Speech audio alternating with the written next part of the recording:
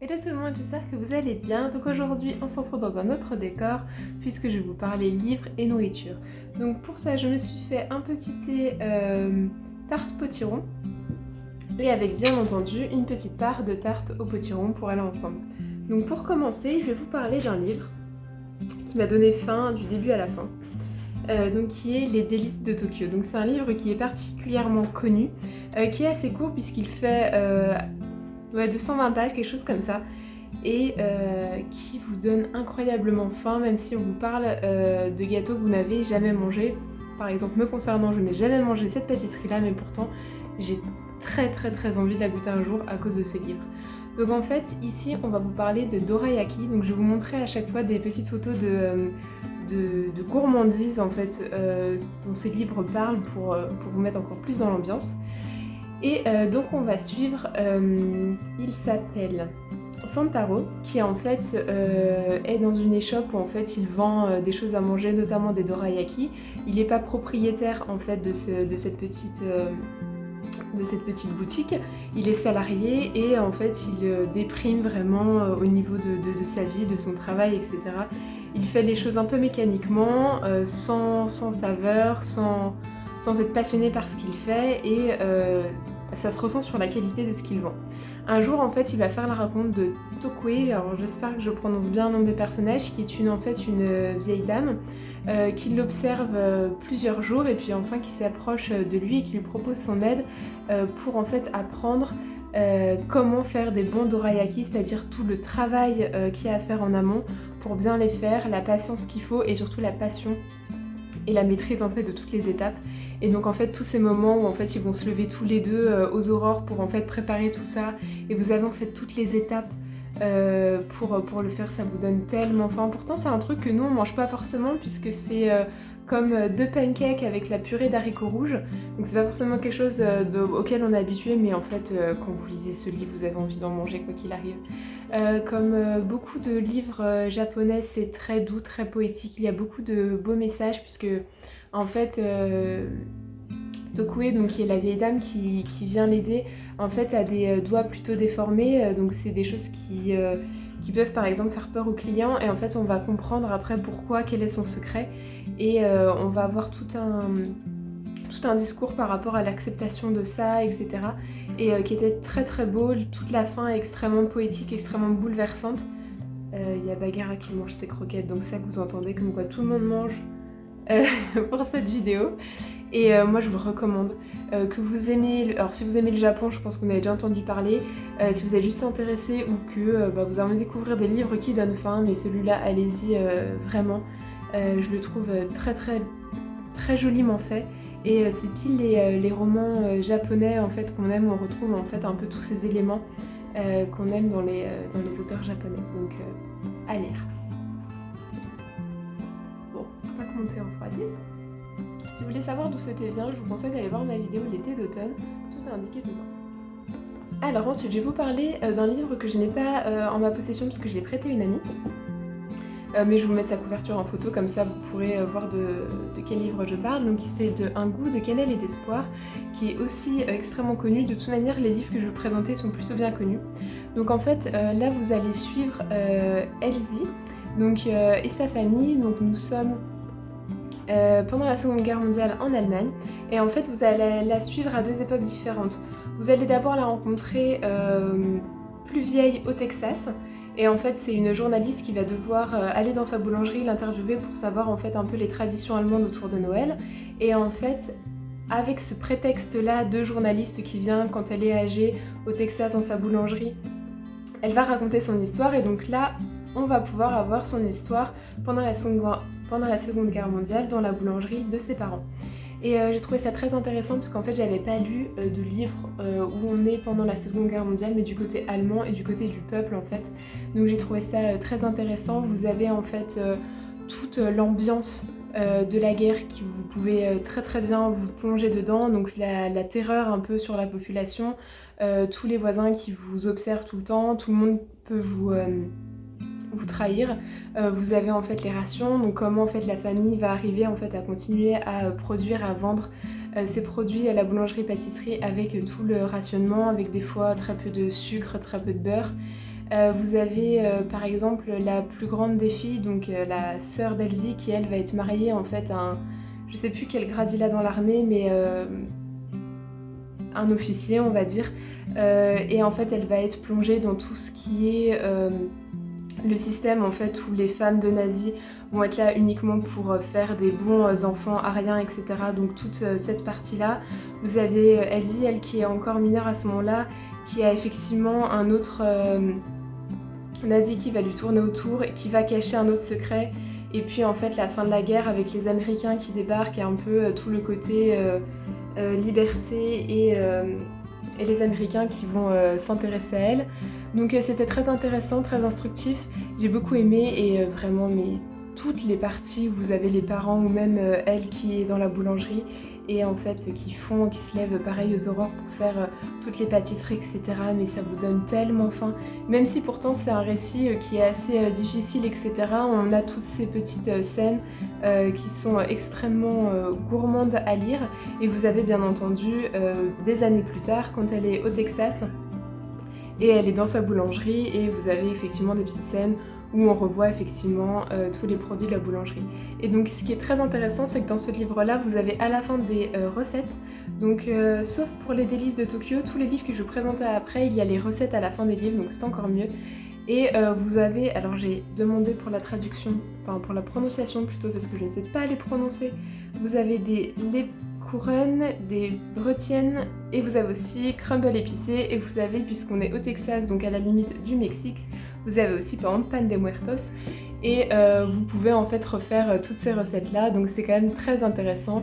Et donc ce livre, au-delà de ça, moi je vous le conseille fortement pour le côté historique, pour le côté gourmandise, on est vraiment dans l'ambiance. Bon, je confirme, ce thé avec un bout de tarte au potier marron, c'est vraiment délicieux. Très bon assemblage. Ensuite, je vais vous présenter un autre livre qui est fait exactement sous le même principe, c'est-à-dire on part de l'époque actuelle, même si là on ne sera plus vraiment l'époque actuelle, et un prétexte qui va nous permettre d'aller dans une époque antérieure. Et donc je vais vous présenter Beignets de tomates vertes de Fanny Flagg. Et alors on est sur le même principe, donc on a une personne âgée dans une maison de retraite. Et vous avez un couple qui débarque dans cette maison de retraite puisque le mari vient voir sa mère. Et alors la femme, elle est complètement déprimée, elle arrive je crois autour de la cinquantaine et elle a plus goût à la vie, etc. En plus elle déteste aller voir sa belle-mère à la maison de retraite. Et du coup en s'éloignant un moment, va rencontrer cette fameuse autre femme qui est dans cette maison-là. Et en fait elles vont discuter toutes les deux. Et c'est cette autre pensionnaire qui va raconter en fait tout ce qui se passe au Whistle Stop.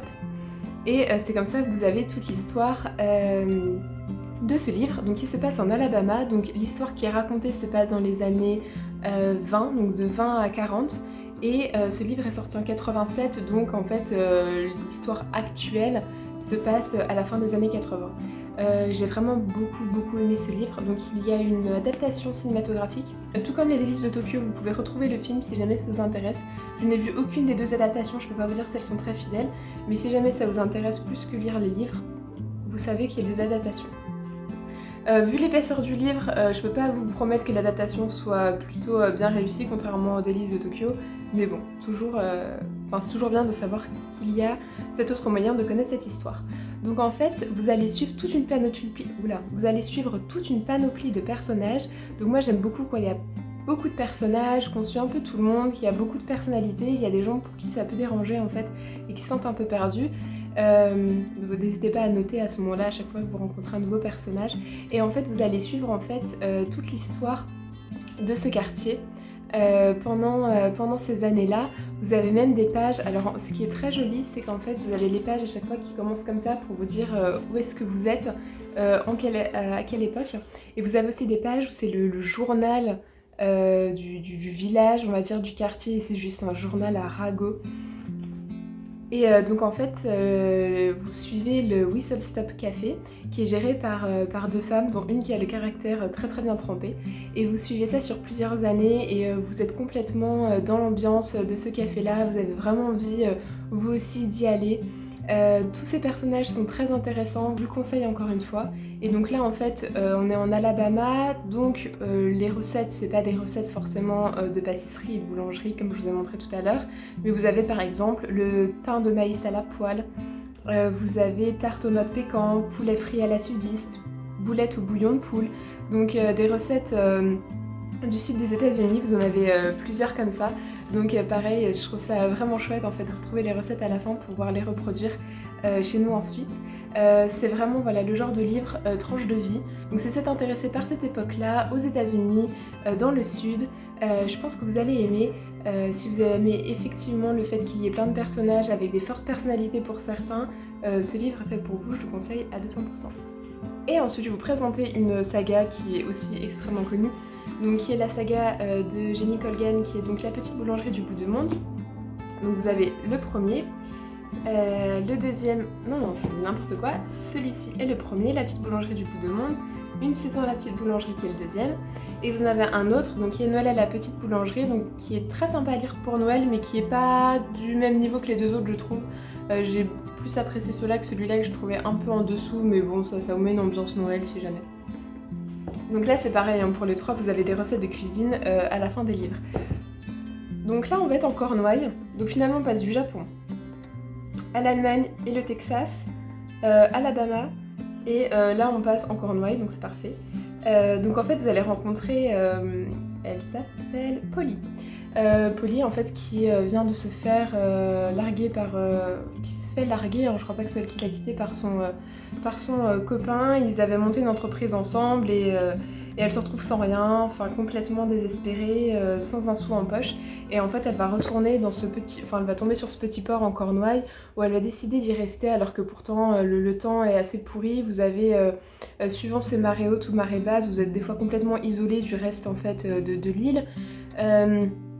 Et en plus en fait elle va louer un appartement au-dessus d'une entreprise, enfin au-dessus d'une boulangerie désaffectée qui est pas du tout fait pour y vivre, il y aura encore plein de réparations à faire, elle va s'installer là-bas, donc complètement désespérée jusqu'au bout, et en fait elle ce qui la détend c'est de faire du pain. Et donc en fait elle va commencer à faire ça, puis alors toutes les scènes où elle fait le pain, vous avez tellement envie de le manger, c'est atroce comme vous avez faim en lisant ce livre-là. Et donc en fait elle va faire du pain et puis elle va en proposer aux autres habitants, par exemple aux pêcheurs, parce qu'elle sait qu'ils rentrent voilà, d'une dure journée et que c'est pas forcément évident, c'est très fatigant et que c'est toujours appréciable d'avoir quelqu'un qui vous accueille avec un pain chaud. Et en fait au fil du temps les gens vont lui demander le pain parce qu'en fait il y a une boulangerie sur l'île mais il est pas très bon et le problème c'est que la propriétaire est assez tyrannique donc les gens ont pas très envie d'y aller. Et finalement comme ça au fur et à mesure elle va demander à cette femme qui vend le pain sur l'île de pouvoir en fait reprendre la boulangerie, de s'installer dedans et en fait de commencer à vendre le pain. Donc c'est comme ça qu'elle va ouvrir une petite boulangerie sur cette île et qu'elle va faire toute sa clientèle. Alors c'est des livres qu'on associe, vous savez, au feel good, hein. Donc c'est pas prise de tête, c'est assez tranquille. Oui, elle arrive complètement désespérée, mais vous savez d'avance que tout va bien se passer. Il n'y a pas de souci là-dessus. C'est très mignon. Alors elle va adopter donc, ce petit animal-là. Et le problème c'est qu'en français on appelle ça un macareux. Ce nom ne correspond pas du tout à l'animal. Donc ça s'appelle en anglais un puffin et je trouve que c'est 10 fois mieux adapté à ce petit animal-là. Donc elle va être avec son petit puffin qui va pas la lâcher. Donc voilà, c'est très mignon. Elle va faire des super rencontres. Il y a sa meilleure amie qui va aussi débarquer pour la soutenir et qui finalement va trouver quelque chose qui va faire qu'elle va rester dans les parages.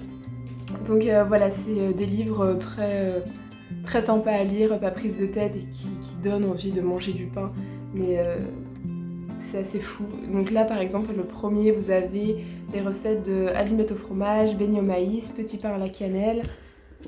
Vous avez quoi dans celui-là? Est-ce que c'est du pain? Gâteau au chocolat qui déchire, glaçage au beurre de cacahuètes.